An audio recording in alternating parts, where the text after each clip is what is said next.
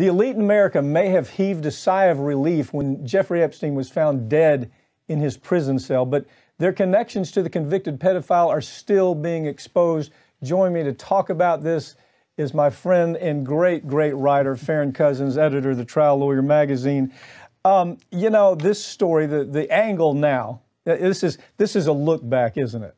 The look back is, how in the world did Jeffrey Epstein visit all his ugliness on the most elite parts of America in our culture? I mean, he rubbed elbows with all of them after they knew he was a pedophile.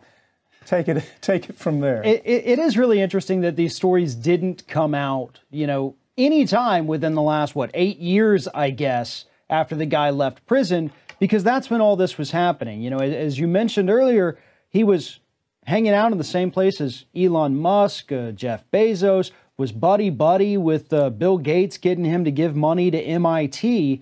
And at the time, all of these people knew who Epstein was, what he had done, and they still thought, you know what, though, I'm gonna be here with him. And what's interesting is that you see all these publicists for some of these wealthy elite coming out now saying, well, yes, my boss was at this gathering where Epstein was. Yes, he was pictured seated next to him, but I swear they never met, they never talked. It's just wrong place, wrong time, right? Do you remember, you probably took the same sociology courses I took in college. Do you remember the fact that even baboons, even groups of baboons will shun other baboons that violate the social norms within the baboon community, but not so with the social elite? As a matter of fact, they had this guy, John Brockman, Edge. Yeah. Talk about this is an incredible element of this story. This character, John Brockman, and his organization Edge, they were paid big money to put Epstein shoulder to shoulder, elbow to elbow with this best scientist in the world.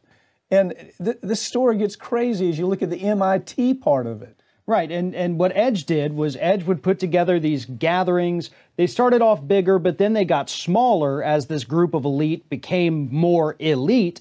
And yet Jeffrey Epstein still made that final cut into these little Edge gatherings. Mm-hmm. And that is where, you know, the Musks and the Bezos would be hanging out too. Well, for example, one gathering I was really interested. This is a great article. It was actually done by BuzzFeed, and one of the groups where they call it the Billionaires Dinner, right? And so Brockman, who obviously he'll work for anybody. Brockman, 2 full years after he already knew that Epstein was a pedophile, a repetitive pedophile, a serial pedophile, had served not enough time for it. After he knew all the ugly parts of Epstein, he still set out to put him kind of what we call the TED Center, right? Talk about the TED Center and how Brockman and his organization Edge, I guess they could have done the same thing with John Wayne Gacy or maybe even Son of Sam. I don't know. This guy's really good. What did he do here? Well, this is where they would, after the TED Talks and when the TED conventions were happening, where you had all these, great, wonderful people speaking, they would have these gatherings after. They would have parties and dinners.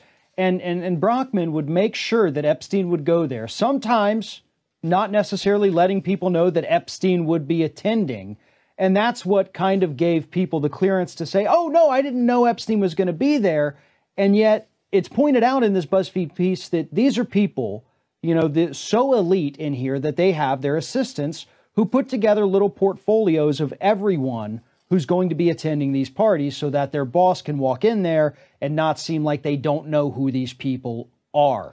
Well, what he would do, what you would see Epstein doing and Brockman doing together is they would take whatever contact Epstein had, like his Bill Clinton contact, very, very strong Bill Clinton contact, no question about it. So he would take a contact like that, and then he would bring in, say, somebody like Larry Summers, and he would say, Larry, we're having a get-together. All the great minds are going to be there. Why don't you come? Well, there's no question that Larry Summers knew exactly who he was dealing with. He knew the connection between Epstein and Bill Clinton. He knew the connection between Trump. He knew all the connections. There was no secret at that point. And he would put together these meetings. What I'm most interested, though, in this story is the MIT story. Right. Talk about that just a little bit. That one's really interesting. Epstein was raising millions of dollars for MIT after the conviction and relatively short prison sentence. And MIT knew that this would be very bad publicity for them. So Ronan Farrow, who is phenomenal. Oh, great article, man. Absolutely great journalist. Went through the emails of MIT and found where they would say, hey, Epstein's giving us a lot of money. Keep his name off of it. Yeah, he's working with Bill Gates to get us more millions, but Gates doesn't want us to, or doesn't want the public to know that Epstein's the one who egged him into this. I love this quote. This is the quote from Raphael Reif, who's the MIT president. With hindsight, we recognize with shame and with distress that we allowed MIT to contribute to the elevation of his reputation, which in turn served to distract from his horrifying acts.